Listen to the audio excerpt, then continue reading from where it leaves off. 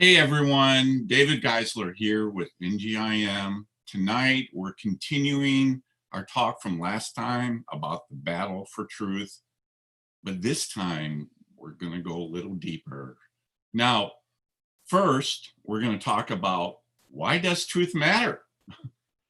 Does it really matter today? Secondly, what caused the damage to our belief in objective truth in America? And third, how can we repair the damage that it's done? And fourth, what should Christians in the US be doing to help put God back front and center in American society? Now, our NGIM staff joining us tonight are Thomas McCuddy, Director of the Norm Geisler Institute, and Don Deal, Director of the 12-Point Certification Program and host of the Into the Deep interview series. But also joining us tonight is our special guest, Dr. William Roach. Dr. Roach is an associate professor at Southeastern Baptist Theological Seminary. He is president of the International Society of Christian Apologetics, author of several books, and an adjunct professor of so many schools that I can't even count them all. Bill holds a PhD and a THM in Greek and New Testament from Southeastern Baptist Theological Seminary, and an undergraduate and graduate degrees from the seminary that my dad co-founded, Southern Evangelical Seminary. Bill, welcome to the program. Great to have you with us tonight. I should probably also mention that you are in the process of writing a book about my dad's beliefs. So maybe take a few minutes and tell us more about that, Bill. You know, David, I just want to say it's a privilege to be on the show with you and all of the people with NGIM. I really just count it an honor to be able to stand in the legacy of all the things that your father has done and be given this opportunity. And, you know, one thing you were talking about is that I've been working on a book about your dad. And, you know, I don't want to give out too many of the specific details just because it's still in the process. But, you know, the big things that your dad stood for were truth, God, and the Bible. And in many ways, it was classical realism, classical theism, and the classic doctrine of biblical inerrancy. And what I'm doing is I'm putting a book together focusing on those specific issues titled Defending Evangelicalism. And I see those three fundamental pillars as the means by which your dad defined and defended evangelicalism within the 20th and early 21st century. So I'm excited. I've got one more chapter to go. I should hopefully finish it this week and then do my final run-throughs and send it off to the publisher for their edits and so forth. That's great. Yeah, we're excited to see the book when it comes out. Now, many of you know that my father was one of the few voices that answered the doubts of his generation. But unfortunately, I think we mentioned this last time, that not many really took what he said seriously. And many of the warning signs he had were ignored, and the damage that did, we're facing that today. Now, I realize that many of us have friends and coworkers and acquaintances that are Christian and non-Christian that struggle to understand why objective truth matters, or that truth can actually exist outside our personal preference. So I guess the first question is, why does objective truth matter? Does our perspective of objective truth have any effect on us today? Thomas, let me start with you. How would you answer that question? Does it really matter? And why would you say Absolutely, absolutely it matters, because I think what we see in our world, and as I talk with people kind of around the world, they always ask me, you know, how are things going in the States? And I said, we have our good days and bad days. And if we live in a world where there's no objective truth, and we think of all the things going on in our society, you pick any issue, everything from, take the issue of murder. You know, that's usually the big issue. And most people are like, yeah, murder is wrong. And if there's no objective truth, we can't say that. This is one of the things that came out even philosophically. Like, you can't say murder's wrong. All you can do is say, well, I don't like murder, or I personally wouldn't murder. And what ends up happening without some sort of objective truth, meaning that there's a truth outside of ourselves that we need to figure out and we need to match to, it simply becomes a matter of perspective, which might sound good if you get your perspective. But the problem is we have 7 billion different perspectives at that point, and it just simply becomes whoever has the power to invoke their will. So this issue of objective truth isn't just something that philosophers like to sit and kind of argue about. This is something that impacts every human being on the face of the planet. So it's an amazingly big issue that we need to nail down. Yeah, that's very good. I read across this quote the other day from the former president of the United States, George Washington, in his address on September 17th, 1796, when he was sharing, I guess the title of his talk was Thoughts on a Godless Society, Farewell Address.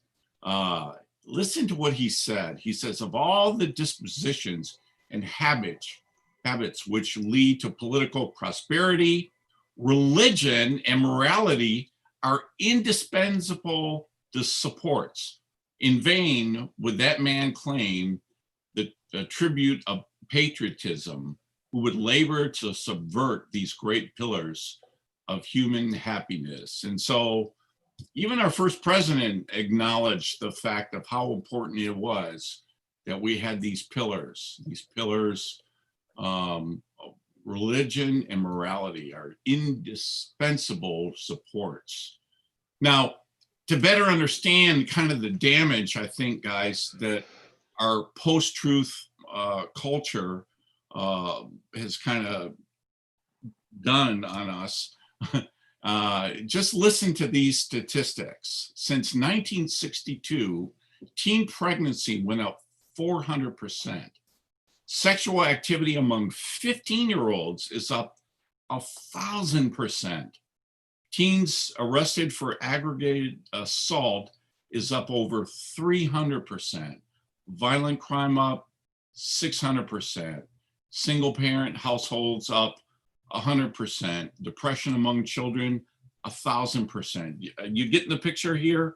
It's like, since we've allowed all these secular humanistic values into our culture in the 60s and 70s and 80s, and all the way up to the present, here's the repercussions of what's happened in American society alone. Now, the good news is that even some non-believers recognize that we need to move back to our Christian roots for our society. Let me give you one example. I remember one day I was on a plane sitting next to a professed atheist, and we started talking about the news, and I found out he was an atheist, and he found out that I was a Christian.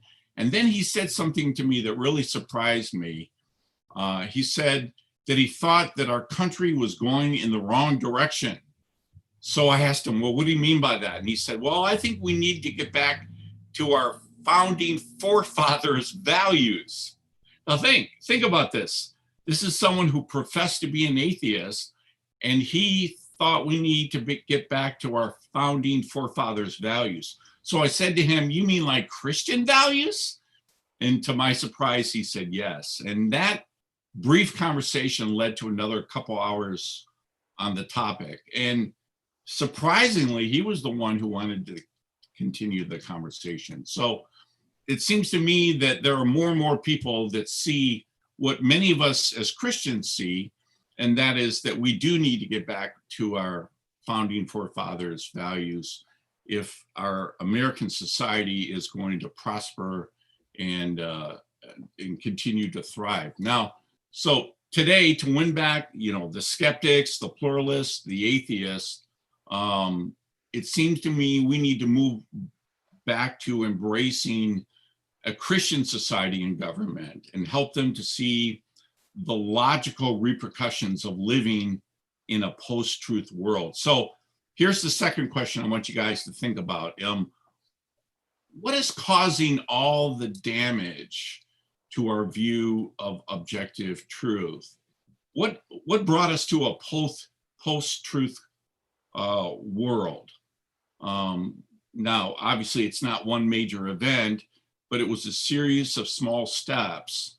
And I think I mentioned last time that there were some decisions that the Supreme Court made in the 60s, 70s, and 80s that did a lot of the damage to our culture. But Don, why don't you tell us a little more about what happened overall in the 60s, 70s, and 80s that caused the damage to our understanding of truth? Let's start there. Sure, David, you got a few days? Yeah. Because it was so much. It's interesting that the theologian who was the originator of the God is Dead movement passed away 2 years ago. Oh, okay. So God is still alive, just a shortcut. God's still alive, the theologian's dead. In the 60s was when the death of God movement became prominent, not just in theological studies, but in several fields of study. For philosophers, there was a decided move to break truth, to break away from truth with a capital T and break it away from its traditional moorings, the foundations of truth, and move it into a different direction. You think of it this way: if God is gone, then if there's no supreme mind where absolute truth can reside, then we must find another source. The move to a human-based source for truth led towards relativism, the idea that we all create our individual truths, not that we discover truth, but we create truths within us. You can see the conflicts that leads to by, if you have an objective truth that resides outside people, then when two people disagree, you point to something or you show evidence, and then they can come to an agreement. If we all create our own truths, the only way to solve the conflict is through violence or force. Well, besides the philosophers moving away from God as a foundation for truth and therefore relativism, for theologians, it meant a time when the concept of God was no longer relevant for worshipers. This led to the concept of God, a concept of God that's very prevalent and popular today. It's called moralistic therapeutic deism. There's three words there that we just need to quickly unpack. Moralistic, because people want a reason to behave. They want to have an idea of, I want to say what I'm doing is good and God's on my side. Therapeutic, because people believe that they use the concept of God as an idea of a God who wants us to be happy and well-adjusted. So he's there for therapeutic reasons.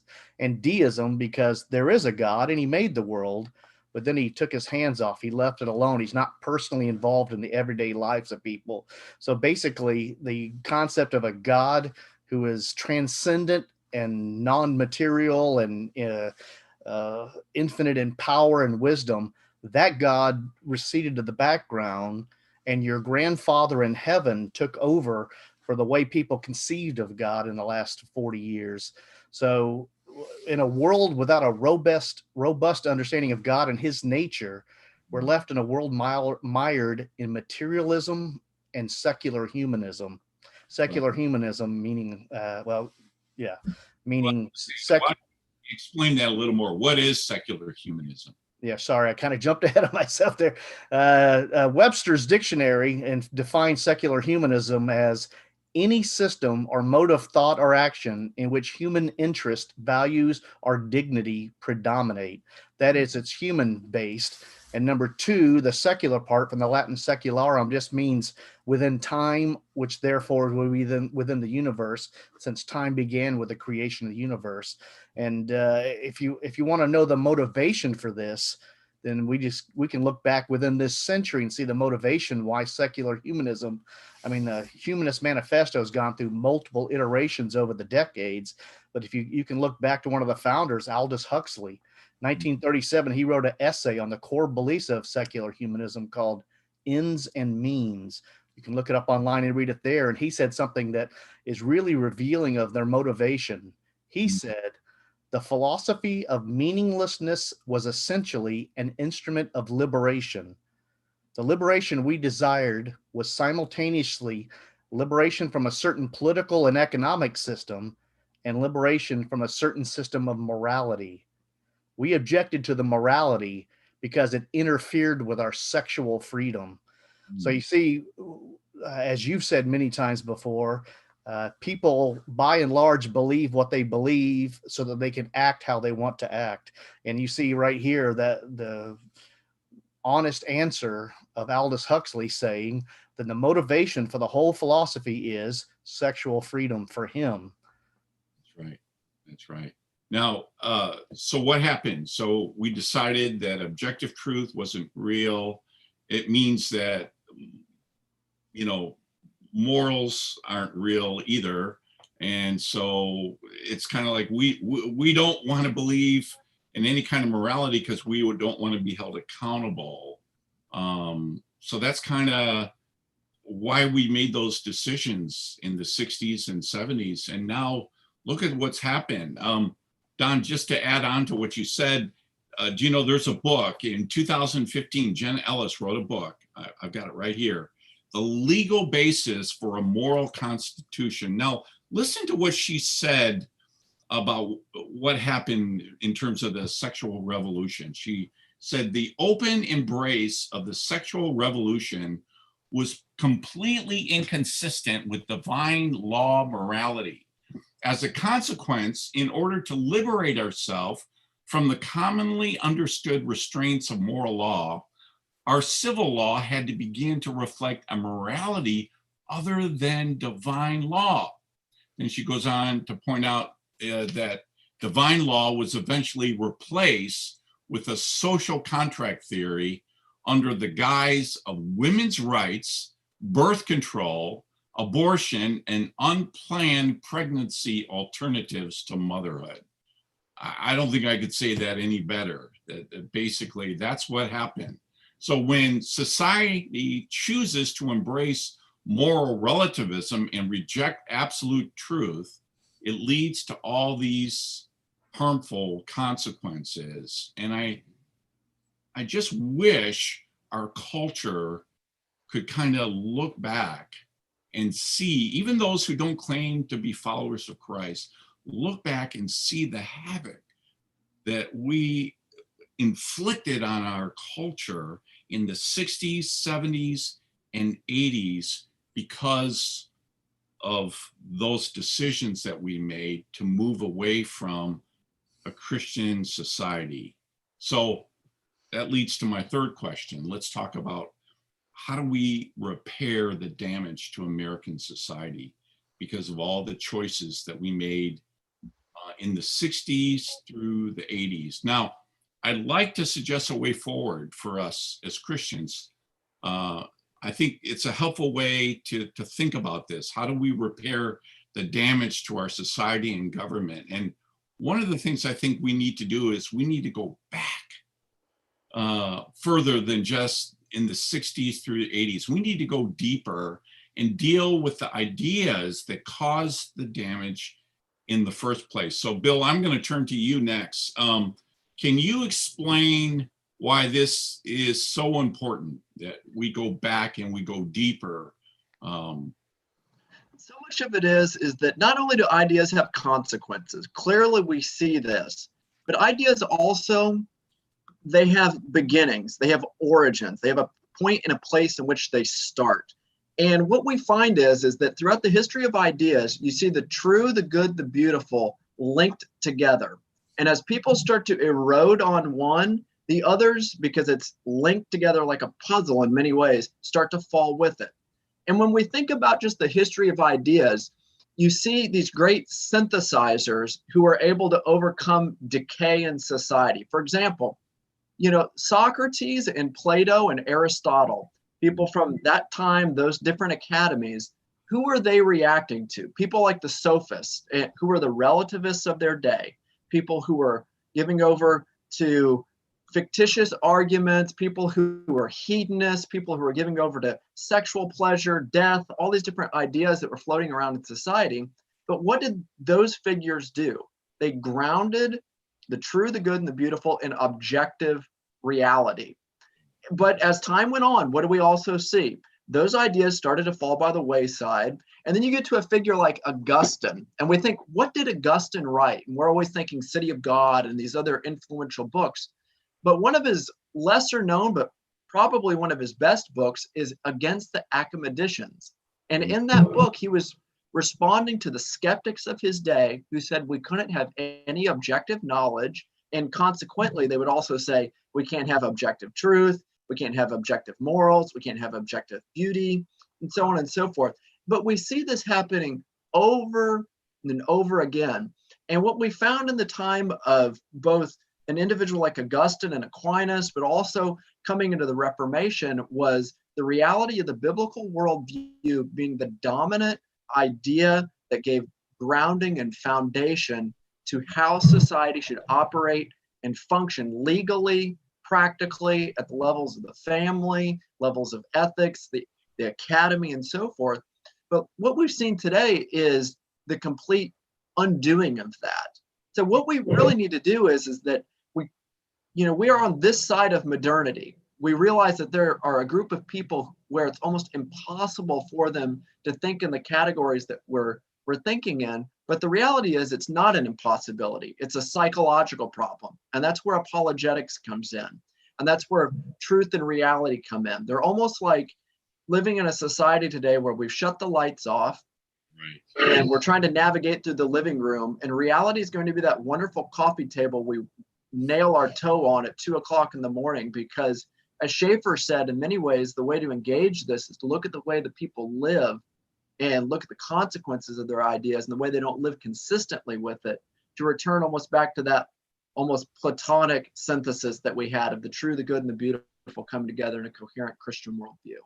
So let's go a little deeper, Bill. Let's talk about the elephant in the room. I remember over a period of time, my father taught me many years ago that it took well over 200 years for the ideas from the philosophers in the 1700s to basically filter down and be embraced in the thinking of the average person on the street.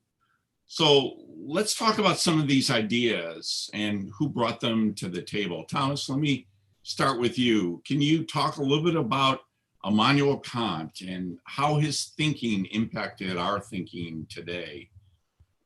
Absolutely. And it's funny because I first engaged Kant's ideas about 20 years ago in a class called The Bible as Literature, as I was doing my undergrad at a secular university. And it wasn't a professor, it was another student in the room who began saying, you only experience what's in your head. If you look at this table, you're not actually seeing the table, you're seeing what's in your head.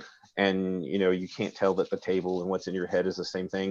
It was the first time I'd ever heard these ideas. And I was like, well, this sounds, what is going on? And he was describing what Kant described as this gap between the objective thing in and of itself and what we understand in our minds.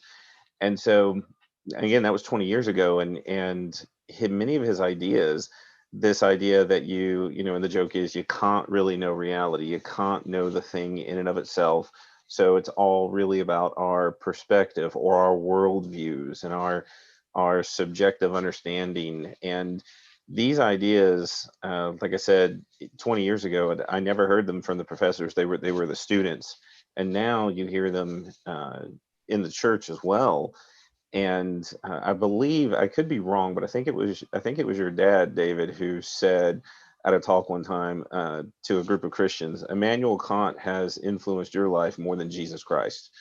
And when I heard that, I thought about it. I was like, yeah, we just don't know it. And that his ideas, we can't really know reality.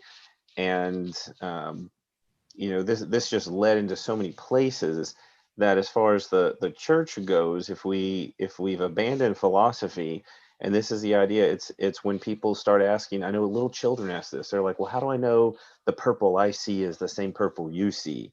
And that has a little ring of Kant to it, because it's just casting that doubt on knowledge and that objective reality. And so these ideas, they're really self-defeating, because for Kant to say you can't know reality is for him to have he must know the reality in order to know that you can't know it. I do this with my students all the time. They just kind of look at me. They're like, "Will you slow down with that?" But many people recognize, that there was a disconnect between what he was saying and reality. But his ideas continue to flourish. It's almost like sometimes in our modern day, even when something is shown a hoax or shown to be false, it doesn't stop people from sharing it. And I think that's why we have to continue to make this kind of stand against these ideas. Absolutely. Don, what about David Hume and his skepticism and anti-supernatural bias? Seems like we also need to get back more and more to explain all the things that he talked about. Yeah, for this one, we only need a day and a half. We don't need several days, so this should be over quickly. But for those who don't know who David Hume was, he was an 18th century Scottish skeptical philosopher who was a very strong proponent of empiricism. Just so they know, traditionally, empiricism says that we gain all of our knowledge through our senses and experience.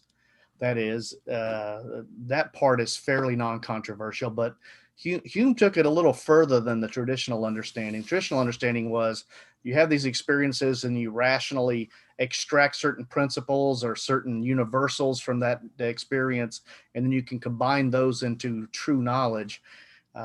He denied that the true knowledge could be had that way. And so he said that anything we know has to be something that comes from our experiences. Therefore, for him, the human mind was like a blank piece of wax or a moldable piece of clay, which our senses, which our sensations pressed on. We were passive recipients of sensations, and that constituted knowledge. Well, if that's all that knowledge is, then you lose things such as causality, regularity, laws, logic. You may be able to demonstrate something logically, but you can't demonstrate it in an empirical sense. For instance, I'll give you some examples how far as empiricism went. He said that though we may have observed the sun rising every day of our lives, that does not in any sense entail that it's going to rise tomorrow. We don't know. Think about the chicken who's seen the sun rise every day of their life. One day, the farmer decides he wants chicken soup for dinner, and that chicken doesn't get to see the sunrise the next day, or a asteroid of tremendous size or a planet could strike things, or a black hole could show up. There's no guarantees that just because we've always seen it that way. And he went even further. He actually said that we can't even know basics like causality. That is, you watch a billiard ball strike another billiard ball, hear a loud sound, and the ball caroms off in a certain direction. But he said you don't see causality because for him, everything has to be entered through the senses. You don't see the causality, you infer the causality, but there's no reason to take that as an absolute. He believed in causality, but he did not believe we could ever demonstrate or know for certain what the causality was, because that would in some sense entail a God's eye view of things, and he denied that such things happen. Well, the problem was his skepticism is ultimately self-defeating. If we should be skeptical about everything, then everything logically includes skepticism. Therefore, if we follow Hume consistently, we should be skeptical about everything David Hume said, including his skeptical stance. Secondly, he's begging the question by claiming that doubt that you're supposed to have about everything is the only thing that should not be doubted. Well, that's simply begging the question. He's assuming the answer before he starts. He was working to make his goal was either to make atheism or at the very least doubt about the existence of God fashionable. He wanted to make it, as Richard Dawkins might say later, intellectually respectable to be an atheist. And this strong empiricism of his and this strong skepticism he used to formulate arguments against the existence of miracles. If nature is regular in its path, then a miracle is a alteration or a disruption of the regularity of nature. He said that logically, using his empiricism, that if I see nature acting the same way all the time and someone tells me they saw it not acting that way, then number one, I should reject that just on the basis of numbers.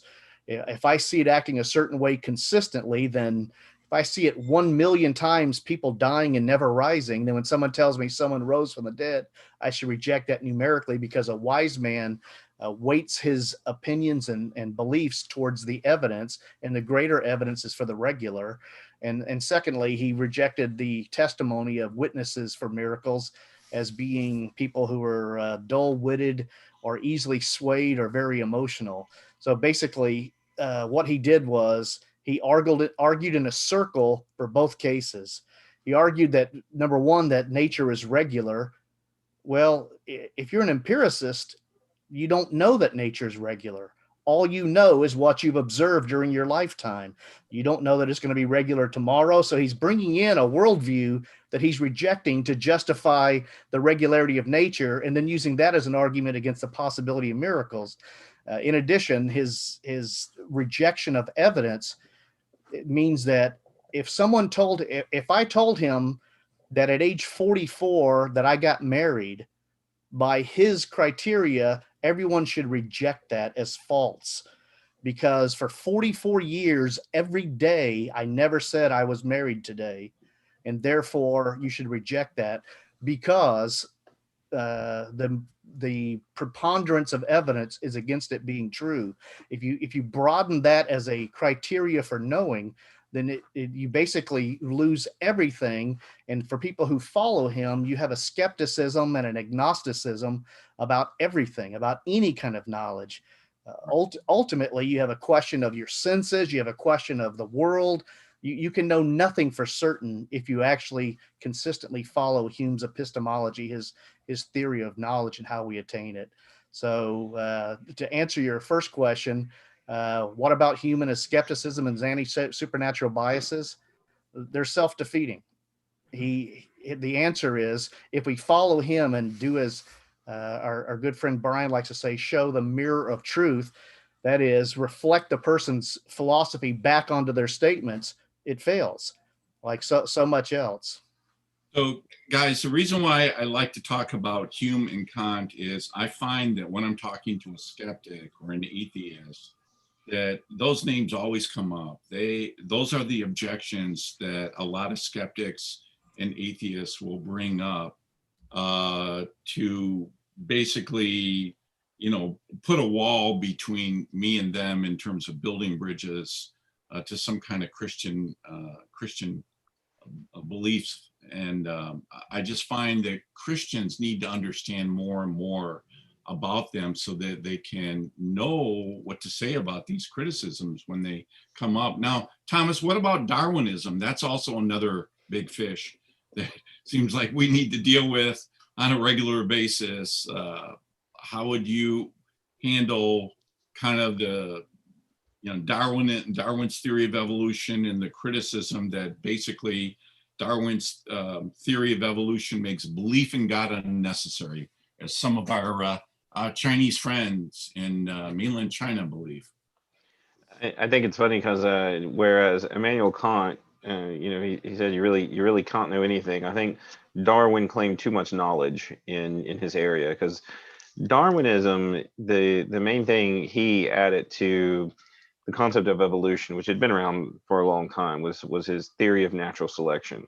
And of course, Darwin, back in the 1800s, when he's looking at birds' beaks and the formation of like lizard claws, and he's looking at these animals, he says, if we just make these small changes, then you'll end up getting new species. And the thing is, as time goes along and as we gain more knowledge about the world, and really, if Darwin had some concept or some knowledge of like what an amoeba was, the concept of cell and cellular biology, he probably would have not said what he did, because his whole concept is based upon animals that are already functioning in a system. And I know, like, many times people say, well, evolution is true, and if evolution is true, the Bible. Darwin gave a hypothesis. He gave a theory, and it was an interesting theory, But the issue, and I always kind of like to tell people, is that, as complex as life is, it's like if you throw a whole bunch of Legos in a swimming pool and stir that thing around to get even the semblance of something that functions, it's just not going to happen.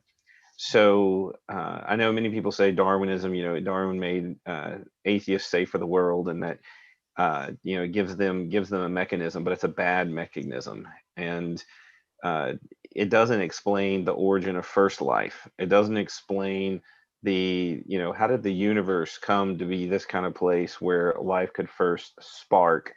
And that whole concept, that whole language of sparking, I think, is when I think back to your dad's book and Frank Turek's book, I don't have enough faith to be an atheist.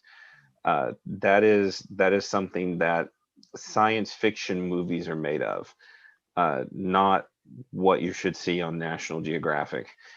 And not to mention, like, when we talk about natural selection, that whole concept of selection implies that intelligence. We've not only never observed these things, so it's not actual science. It's a theory, but the problem is it's a theory that doesn't match the data. So it's like with Kant, who says you can't know real things, but yet the believer, and not even believer, I would say even for many unbelievers, should be able to look and like, nope, I really understand what I'm looking at. You've got Hume who is casting skepticism on every single thing you see, including as Don said, the most normal everyday events. Most people recognize that's not right. And I think when you look at animal kingdom, you're like, well, that's interesting, but dogs breed dogs, some strange breeds of dogs, no doubt, but a dog is a dog is a dog. And I think all of these theories kind of put together and crowned with Darwin, because Darwin, we're human, Kant, that's philosophy, and it's easy for some people to wave their hands, but Darwin is science. It's not science. It's actually a philosophical position. It's not done in a test tube. It's not done through scientific observation. It's a concept assuming a certain things in place, and it involves things that Darwin did not understand. And now that we do, again, I think it's where the church should not be afraid to rise up and say, no, we believe in science too. That's why Darwin needs to be laid to rest. Very good. Bill, I want you to jump in here. Hey, how do we explain that relativism fails?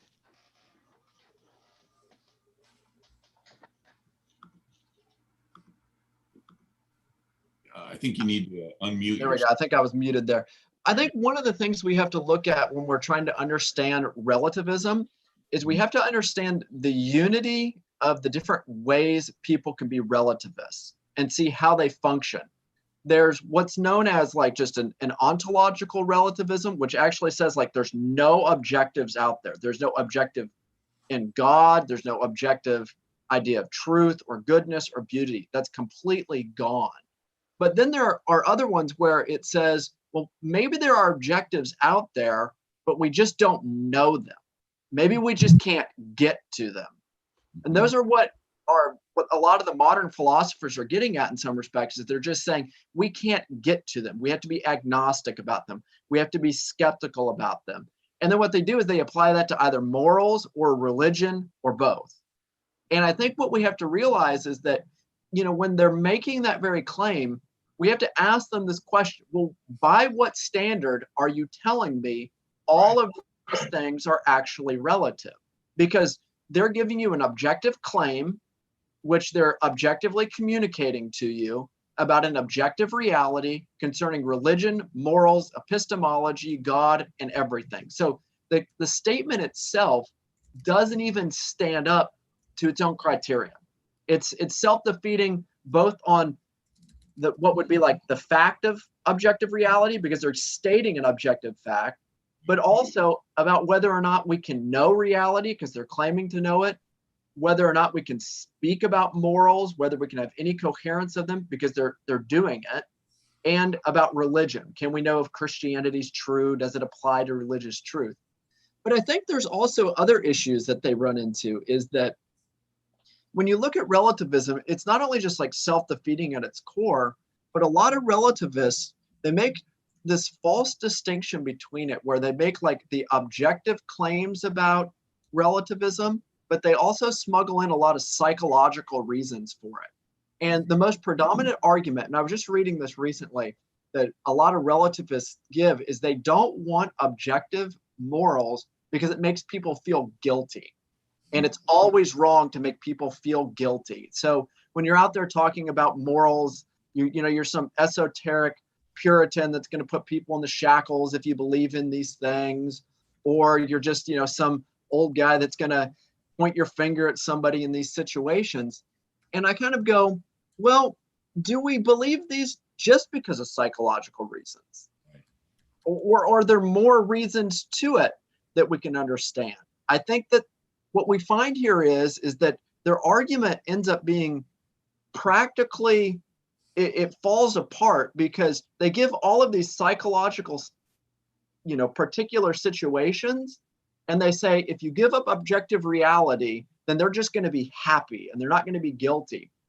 But think about this kind of a situation. So if relativism's true and the goal is to be happy, would we say Hitler was a good man as long as he was happy and he didn't feel guilty about what he did?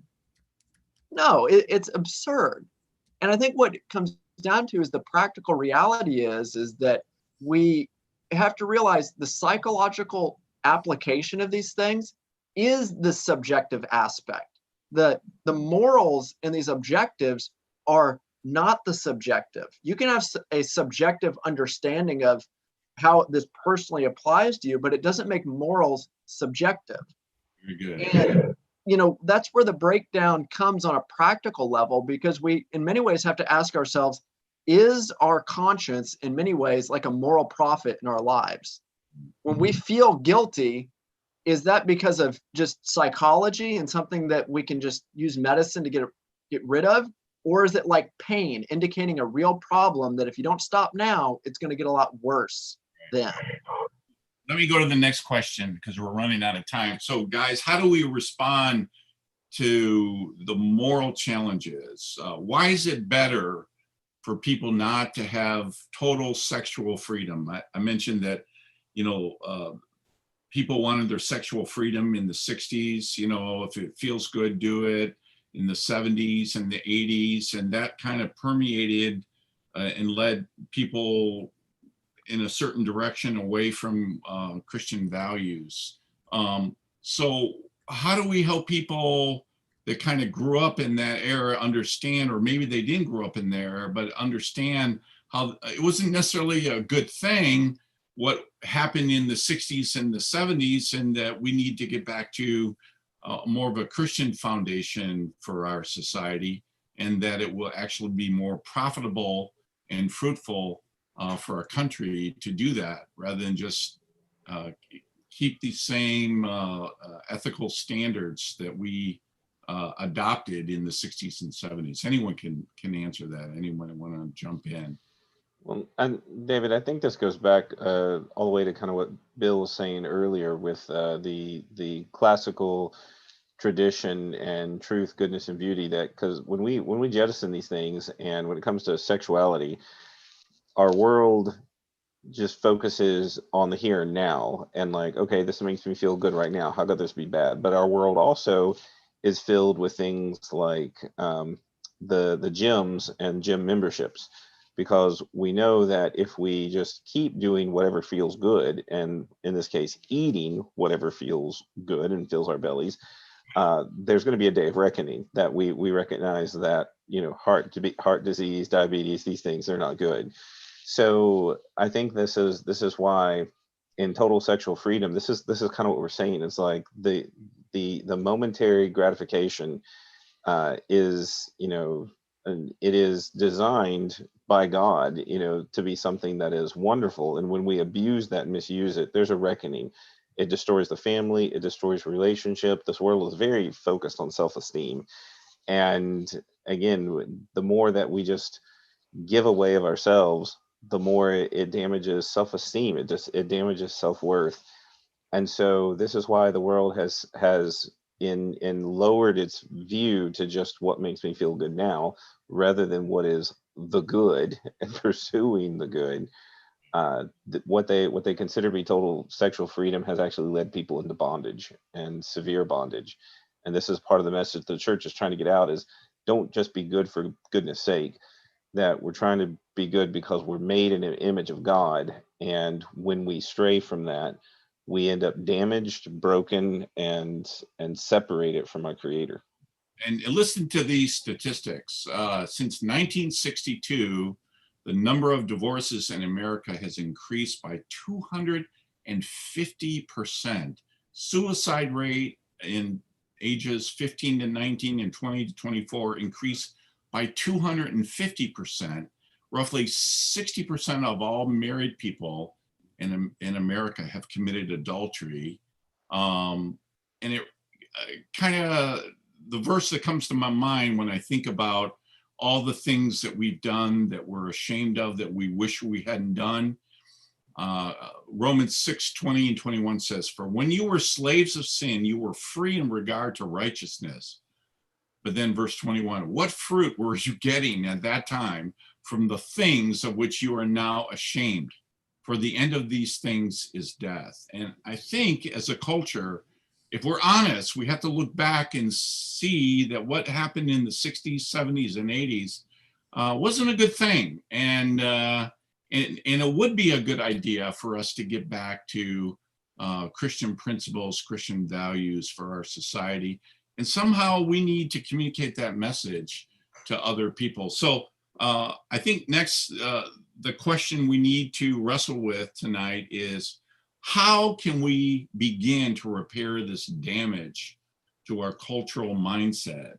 I remember one of the things that my father taught me, I think even when I was a little boy, I would hear him say things like this, that we need to clear up our mind and clean up our lives. We need to do two things. Now, we need to start by clearing up our mind and thinking properly. And one of my dad's suggestions was that we need to get back to believing in first principles, or believing in foundationalism. Don, what did my father mean by when he talked about first principles? Can you clarify that for us a little?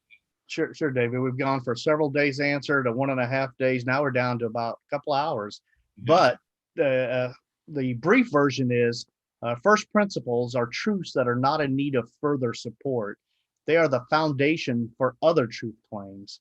We sometimes call these, as Thomas Jefferson did in the Declaration of Independence, we call these self-evident truths. You don't need something to prove them. They're self-evident.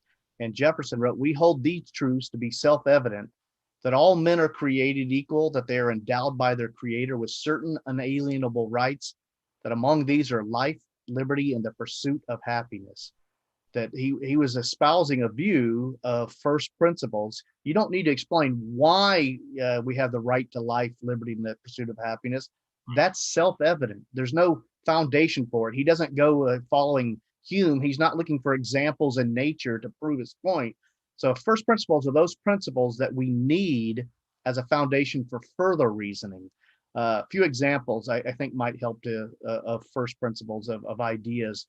And these are, you can trace these back to Aristotle's day. The law of identity, A is A, being is being. The law of non-contradiction, a being is not non-being. The law of causality, non-being cannot cause being. That's because nothing can't cause something. Nothing doesn't even exist.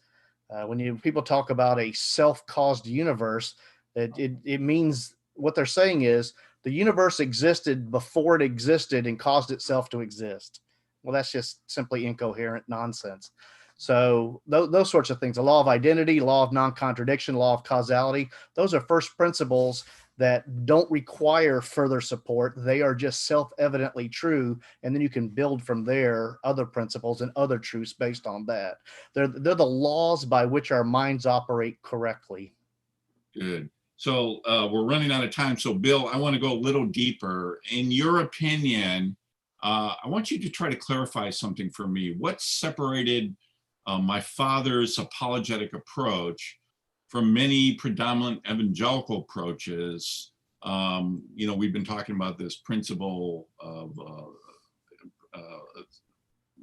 first principles.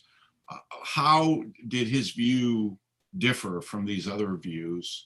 But maybe try to simplify it so that people can understand, because it's a very important point. I think it's important for us to make, help people think through their beliefs.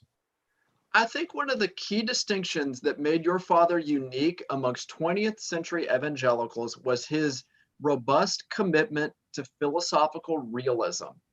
Yeah. And that's been broadly understood as the Platonic tradition. Now, that doesn't mean he was a Platonist, but it means that he believes in an objective reality, whether that be forms or the very nature of God in this sense. And the way we can understand it is that the Platonic tradition is Plato, Aristotle, Socrates, actually Socrates, Plato, Aristotle, Augustine, Aquinas. And in many ways, the different individuals didn't deny the forms, they just gave them a new postal address. So whether it's in this different world like Plato did, in objects itself like Aristotle, or the mind of God like a lot of Christians did, your dad was committed to that objective reality. Now, what a lot of evangelicals have bought into today is the denial of that Platonic tradition. They affirm what's known as nominalism. And nominalism is just a big way of saying we speak about these ideas, but our words don't correspond to some real reality beyond it.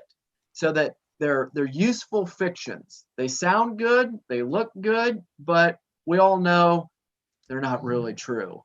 And that's one of the big distinctions, is that, you know, he recommended his students to read The Unity of Philosophical Experience by Eddie Gilson to understand how our philosophy and our theology come together, but also what happens when our philosophy and theology start to break down.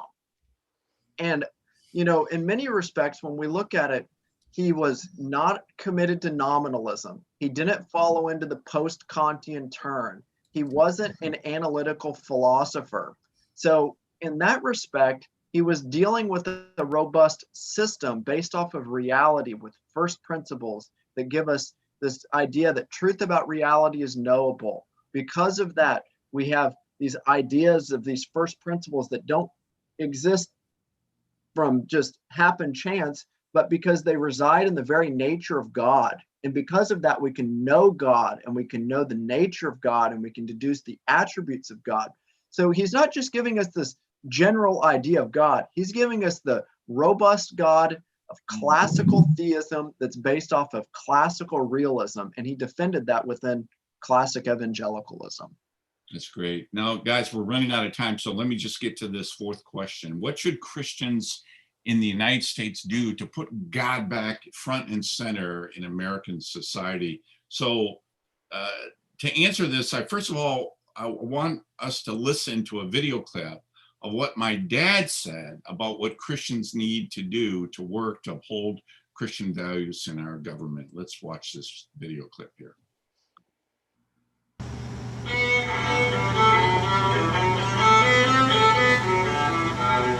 We often hear the objection that you cannot mix God and government, religion and politics, the moral and the political.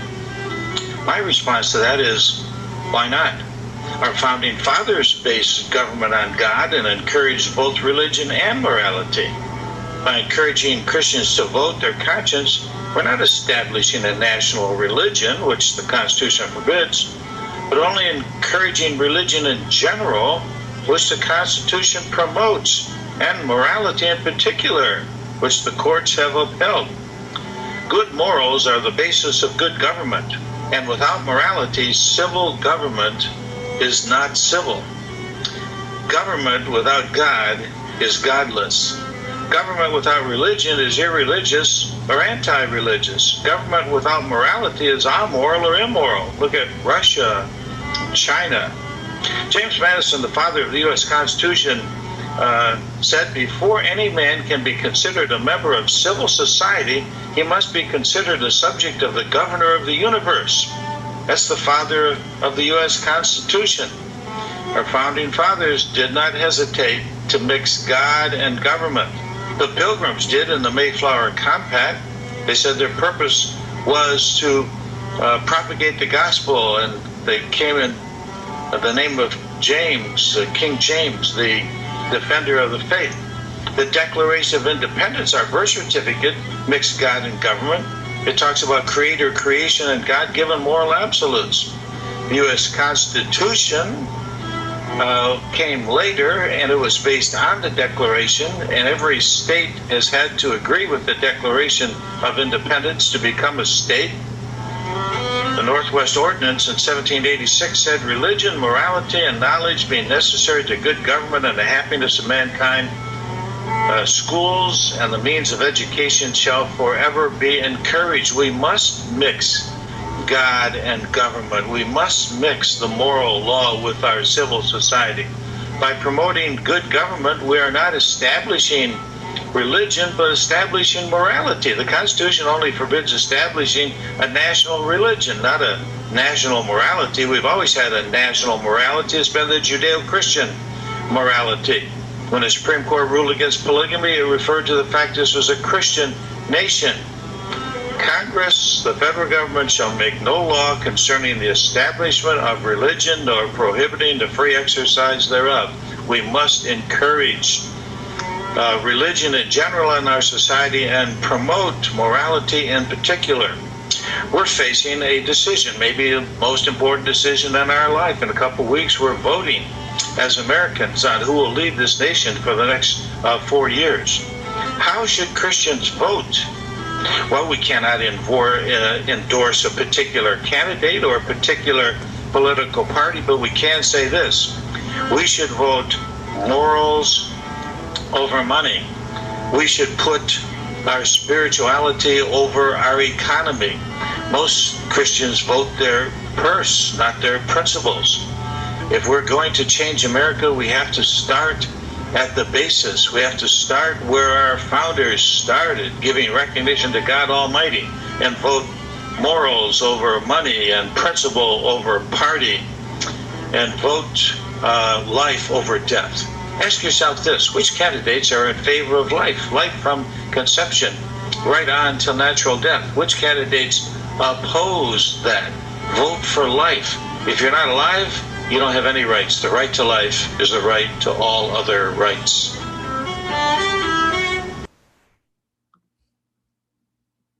So what my father is saying is that we do need to mix God and government. Now, I know that there's a lot of criticism today that we shouldn't do that. Guys, just last thoughts on this matter. Why should we mix God and government? What are your thoughts on this as you listen to this clip?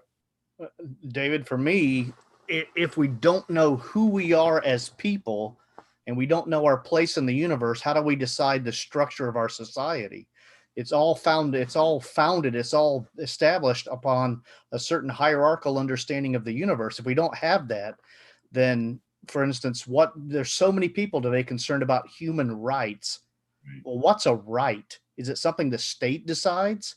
If so, there was a time when Nazi Germany decided that its Jewish citizens did not have a right to life. Who today can say why they were wrong, if not with a foundation of objective morality and objective truth? Yeah, and if we don't legislate morality, Christian morality, people are going to legislate some other kind of morality. All legislation is morality based. We make laws against financial mismanagement and such because it's wrong to enrich ourselves by deceiving others. We make laws about how fast to drive because it's wrong to needlessly risk other people's lives. Every law is ultimately based on morality. The only question isn't will it be based on morality, but whose morality will be based on. If Christians continue to be cowed out of the public arena, then you're just giving it over to the secular world, to the atheists and the skeptics of the world to run our country and decide our morality. That's not a world I want my children growing up in. Exactly. Now, I got one more video clip I want to play.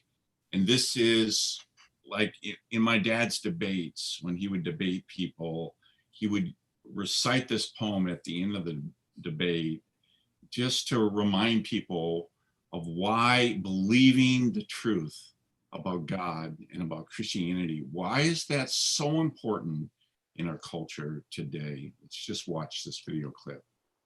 I'll make some comments. Let me conclude by a little poem. It goes this way. In the beginning was man, laughing, smoking, stronger than dirt. He decided that it was he who created the heavens and the earth and the host therein. And man said, let there be light. And it was so. Neon light, fluorescent light, mercury vapor light, General Electric, Sylvania, Westinghouse, all blinking on and off at the will of man.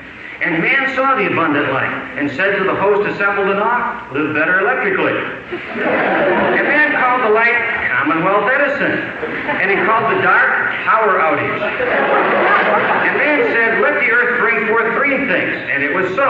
For man tilled the ground, seeded the clouds, man beheld the great bumper crops which he had made. And he said, yo ho ho, I'm the jolly green giant. And it was good. And man split the atom, assembled computers, conquered the heavens.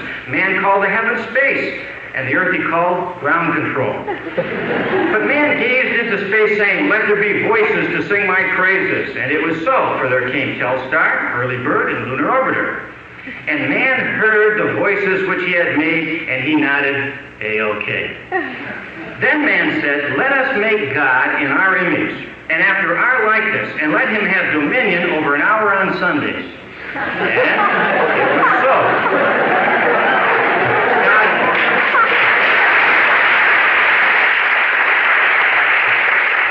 God was white, of course, white like a doting father, and definitely on our side. And man congratulated himself for his success and his wisdom in all things. In fact, he drank a toast from his thermos, put God on a shelf, returned to his own ways, and blew himself up. And in the end, there was God, and his sigh was too deep for words.